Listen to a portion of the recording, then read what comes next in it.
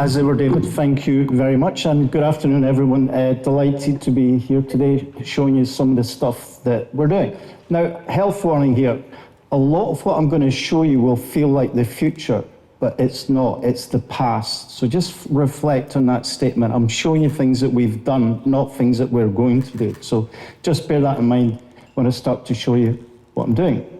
So, yes, so as David's already kindly said, I'm going to be taking you from our journey about moving from manufacturing, get this wrong around, constructing projects to manufacturing programs.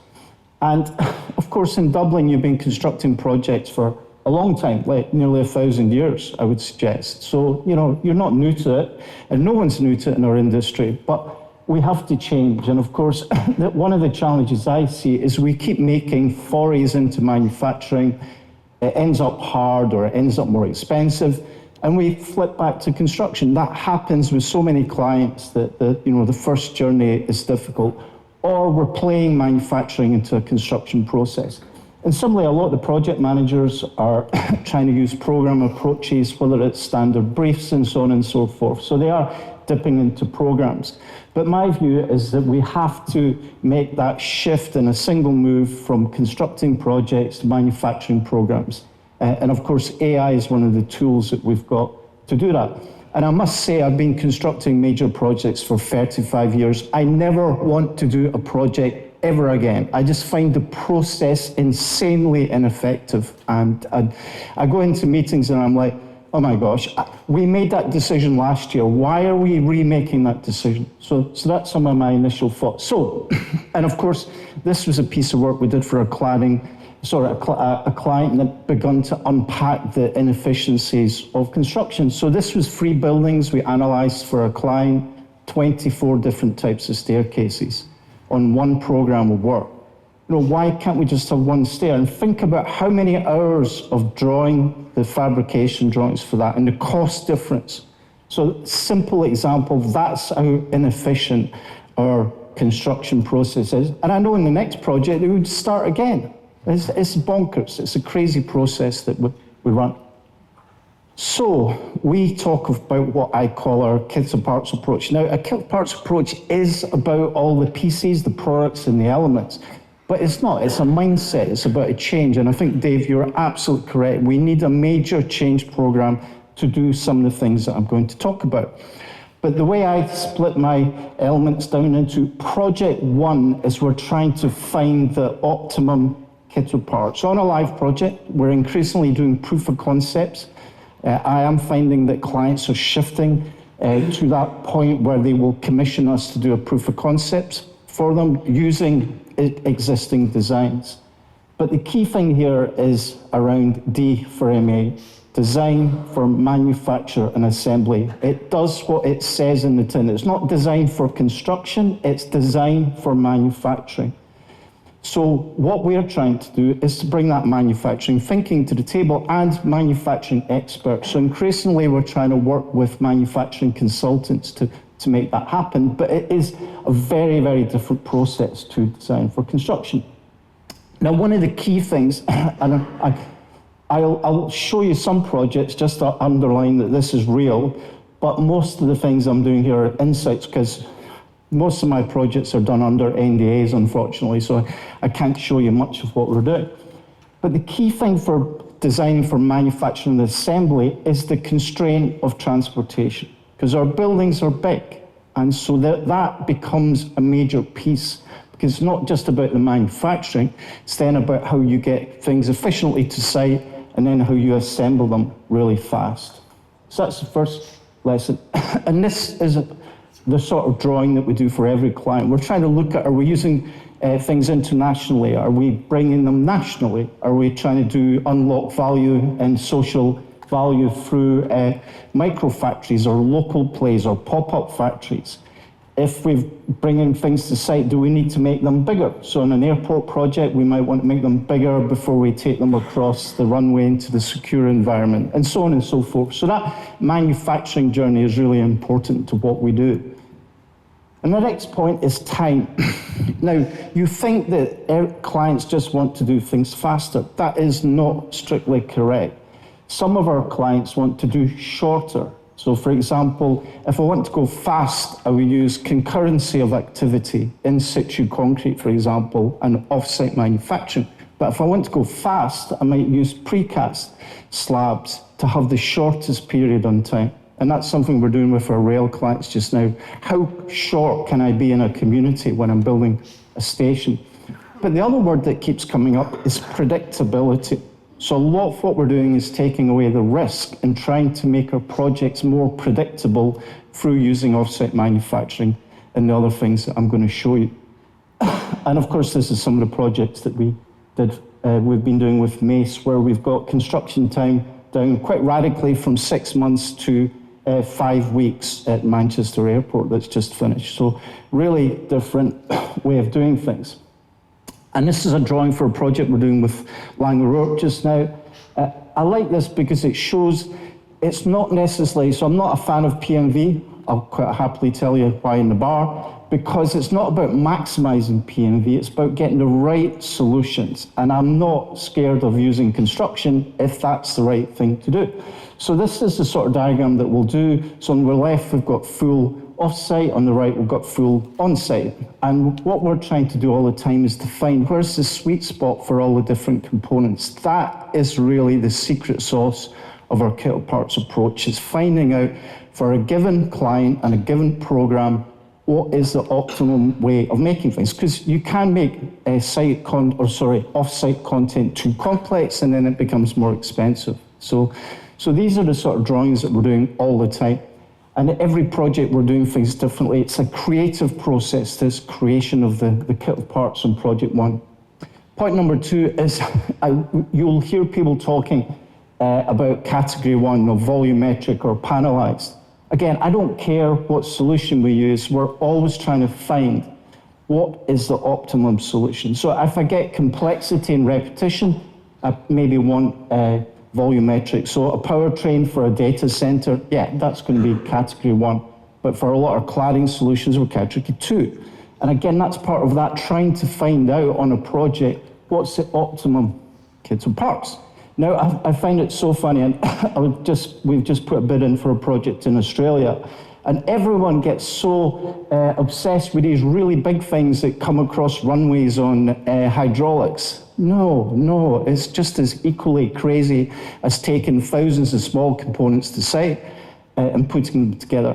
And this idea that every building is a prototype, I don't agree with it. The whole paradigm of construction is you take thousands of small things to site.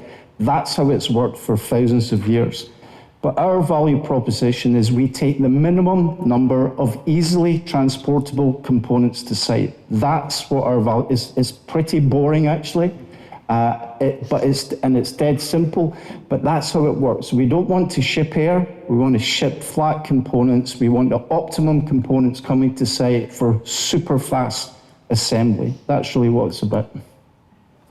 And here's some of the projects that we've been doing with Mace in the last couple of years, where you can see we've got the node for an airport, 6 months of construction down to 5 weeks, although Mace have been fantastic. The last one went in 3 weeks, so lots of learning. And similarly at Heathrow Airport, we're doing a project, building went up in 15 days. So really massive change in construction times. But of course it is hard because you're taking giant bits of Lego. This is not Lego you play with your hands. So we've had to do lots of things like bring logistics experts. So I have crane drivers in the room when we're doing concept designs, digital rehearsals, you was talking about SIST mentioning that this morning. We need to look at ways to manage in situ tolerances with off-site fabrication tolerances, and we're constantly honing all our tolerance management strategies and so on and so forth. So there's a lot of new things that sit behind this. Now, the conclusion of that project one is we've got something like 20 case studies that we're doing just now. We do have some individual projects, but our drive is towards programs and even up to policy. So at the policy level, I've finished a project last year in Saudi where we were looking at a strategy for delivering 400,000 homes. So that's where you begin to look at how manufacturing impacts a whole country. But I'm going to come back to that point But on the right-hand side, you can see that we're developing a whole raft of digital tools and new skill sets. So there's lots of new skills that we need to bring to the table in order to deliver our first kit of parts project. So that's project one, and this is now where it gets really interesting. Project two. So project one is all about traditional skills as a designer. We're trying to find out what is that optimal kit of parts. Now, on project two, that's it, I'm not redesigning it. So we've just finished the second project at Heathrow. We designed the building in 2 weeks because we had the kit of parts. And that's what project two is about. And it's more about PLM systems. We're not remaking decisions, we're just want to go super fast. We have the kit of parts that we want to use. Now, of course, the great thing is when you start stage two on project two, you have the fabrication drawings. So they're already there. So what that means is we can design faster. We don't have to do fabrication drawings again. We have the fabrication drawings. We don't have RFIs from site because we solved them all in the first project. There is no downside to this and using fabrication information at stage two. And of course, the more we put into our catalogues, the more that we can start other projects for other clients using the same methodology. So that reuse of content is pivotal to what we do. Design, so project one, we deliver fast. Project two, we design fast and deliver fast. And of course, the delivery gets faster because we're always iterating and learning. And the key thing, and this is, I did a presentation to the incubation board at Autodesk recently, and Andrew Arignos said to me, so Dale, if you were the chief executive of Autodesk, what's the 3 things that you would do tomorrow? And I said, catalogs, catalogs, catalogs. That, to me, is the most important thing of this. And it's not an object library, it's a way of having fabrication-ready components that can be pooled into a modeling environment for instant reuse on project number 2, and also managed independently. So this is a big thing for some of our data center clients, where we're able to manage the individual development of elements like liquid cooling solutions. We can flip in new solutions to the next project. So we're able to manage elements at a program and project level. So catalog, really, really important. And I gave a talk to Foster's recently, and Andy Bow, one of the partners, phoned me up afterwards, and he said, Dale, I loved your analogy on the cars. So a typical BMW has 23,000 permutations, and of course, to do that, they're having to do things really differently to make that happen. But a Tesla only has 30 permutations. So if you think about, is Elon Musk going to get taken over? He's got so much headroom in what he does because he's got a really simple manufacturing process. Now, a typical toilet in a residential project has 30 million permutations. That's just one room in a residential project. And you want to know why any contractor's room? You want to know why you have so many RFIs coming from site? 20 million permutations. So what you're getting is unique for that bathroom, and certain things were probably not designed to put together. So that's what we're now trying to drive towards. Mass customization, configuration strategies, permutation strategies are quite common to what we're doing for clients now. And then the next shift that we're seeing, and it's been happening in a few places, is the left shifting of the supply chain to the client side, away from the contractor. And I think this is one of the procurement trends that we're going to see in the next couple of years, is that at a program level procurement of the key elements. And a lot of data center clients, again, are already doing that. They're already procuring OFCI, as they call it. And of course, configuration of these components, so you can still create unique architecture and still create fantastic projects, because this does not result in cookie cutter architecture. This just puts a constraint on the design process. We still get amazing buildings using this approach.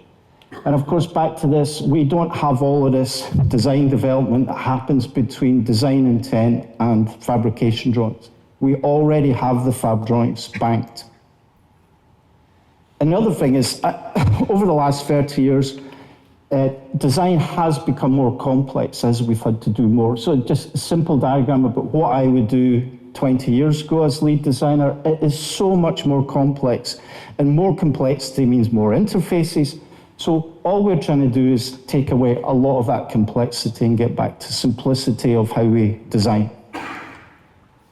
And here's a good example of how we see things happening upstream. So we're doing a program of work for the Environment Agency in the UK just now. We've created a briefing tool so the client can actually create a brief for their depot that stabilizes the briefing process, but we're now in the process of automating that into the kit of parts that we're creating. So that's the long-term direction. A client sitting at their desktop will do a bill of materials for their building. That's what's going to happen in 10, 20 years' time.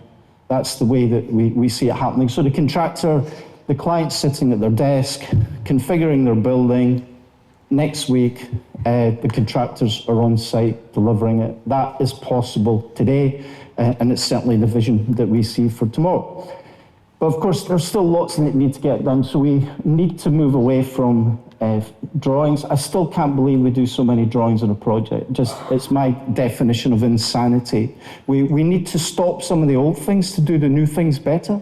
So for me, less drawings and more data, and connecting the different data sets and automation of a lot of the things that we do is next on our table. But the big thing for me is decision engines. So our big AI play, I don't know if somebody saw, we've just signed a $2 billion deal with Microsoft, and we're doing quite a few things with them.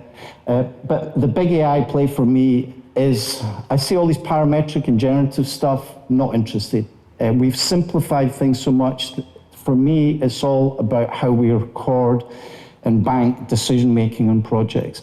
And my example I always use, 150 decisions to design a stair, we make them every time from here. So we're trying to get the knowledge out of here into our expert system to make sure we know this. And imagine if I could take one topic and into my AI decision engine, I've got 1,000 engineers telling me what they do, 10-minute recorded conversation.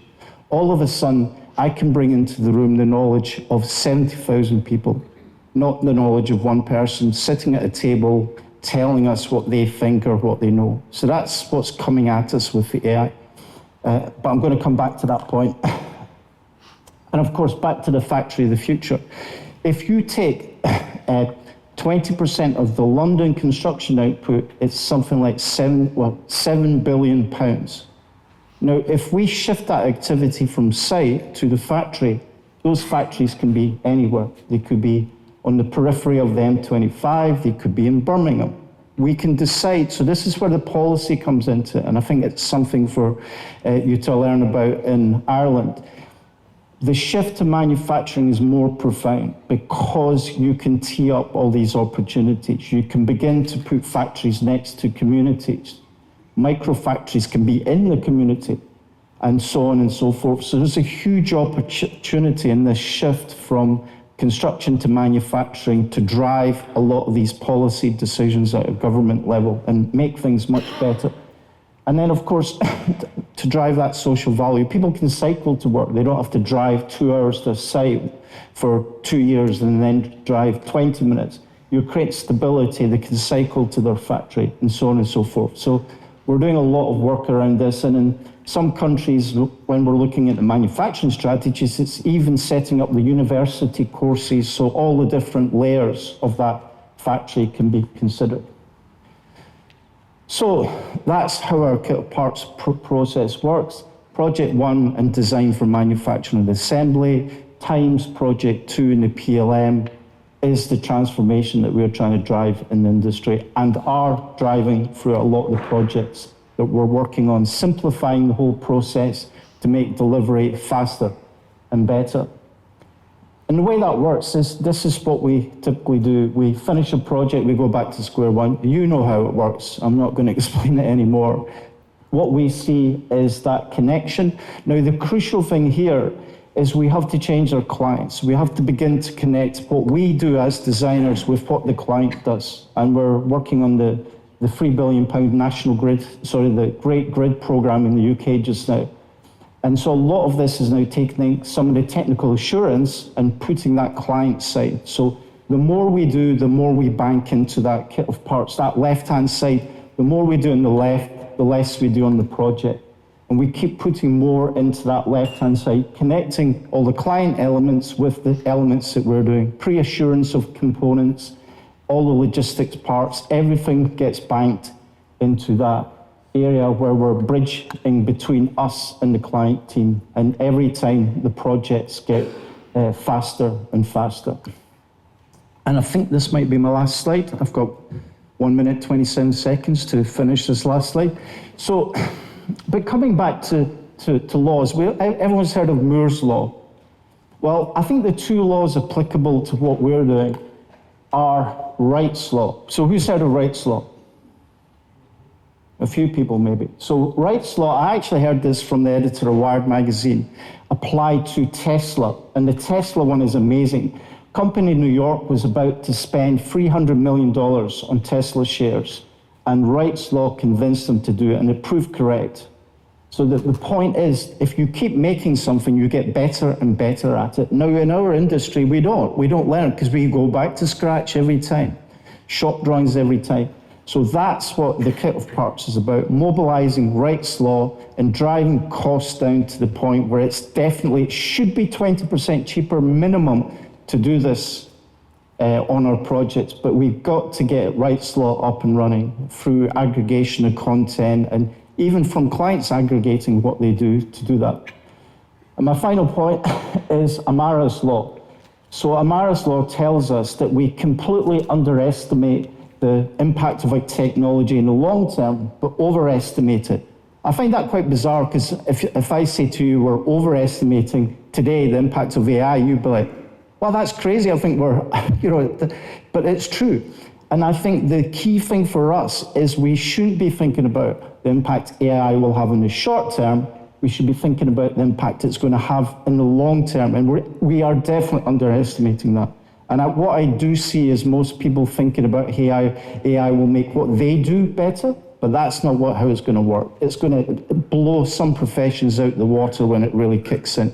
It's going to rip silos apart when it really gets going. So that's what we've got to think. So that's my key rules around manufacturing and programs. That's my guiding light in terms of what we're doing. And if you want to scan the code, you can see a bit more about what we're doing. So delighted to show you some of the work that we're doing. Thank you very much.